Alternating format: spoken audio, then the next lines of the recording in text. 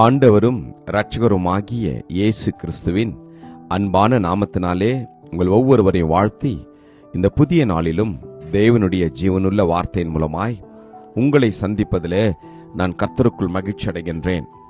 சங்கீதம் 34:18.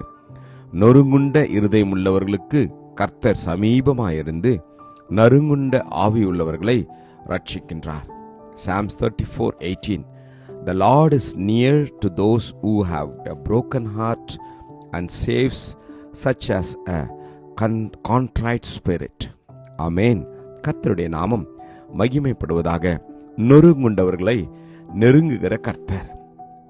நீங்களும் நானும் நறுங்குண்ட இருதயத்தோடு இருக்கின்ற போது கர்த்தர் நம்முடைய அருகாமையில் வருவார். அவர் வந்து உங்களையும் என்னையும் அவர் ரட்சிப்பார் என்றால் நம்மை அவர் காப்பாற்றுவார். உங்களுக்கும் எனக்கும் அவர் நித்திய வாழ்வையும் ஜீவனையும் கொடுப்பார். ஆம், நொறுங்குண்டவர்களை அவர் குணமாக்குவார். நொறுங்குண்ட ஒவ்வொருவரையும் தேவனாகிய கர்த்தர் உயிர்ப்பிக்கின்ற தேவனாய் இருக்கின்றார். நொறுங்குண்டவர்களுடைய காயங்களை அவர் கட்டுகிறவராய் இருக்கின்றார். ஆம், இருதயம் நொறுங்குண்டவர்களை குணமாக்குகிறார். அவர்களுடைய காயங்களை அவர் கட்டுகின்றார். இயேசு கிறிஸ்து இந்த நாளில உங்களுக்கு அவர் சொல்கிற ஒரே ஒரு காரியம், நீங்கள் உடைக்கப்பட்டிருக்கிறீர்களோ, கவலையோடும் கண்ணீரோடும் உங்களுடைய வாழ்க்கையை கழித்து கொண்டிருக்கிறீர்களா? கர்த்தர் நம்மை பார்த்து சொல்கிறார், நீங்கள் கவலைப்பட வேண்டாம், நான் உங்களோடு கூட இருக்கிறேன். உங்களை நான் ஆறுதல் படுத்தி உங்களை நான் ரட்சிப்பேன். ஆம், வேதம் சொல்கிறது, உங்களுக்கு வரும் துன்பங்கள் அநேகமாக இருக்கும், ஆனாலும் அவைகள் எல்லாவற்றிலும் நின்று அவர் நம்மை விடுவிப்பாராம். உங்களை விடுவிக்கிற கர்த்தர் உங்களோடு கூட இருக்கின்றார். எதை நினைத்தும் நீங்கள் கலங்க வேண்டாம்.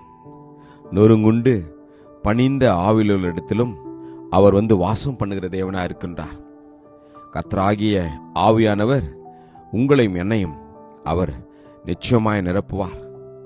நம்முடைய பலவீனங்களிலே அவருடைய பலன் பரிபூர்ணமாய் விளங்கும். இந்த நாளிலே உங்கள் இருதயத்தை ஒப்புக் கொடுப்பீர்களா? கர்த்தர் உங்களையும் என்னையும் அவர் நிச்சயமாய் ஆறுதல் படுத்தி நம்மை குணப்படுத்தி நமக்கு அவர் நித்திய நம்பிக்கையையும் தெய்வீக சமாதானத்தையும் கொடுத்து நிரப்ப போகின்றார்.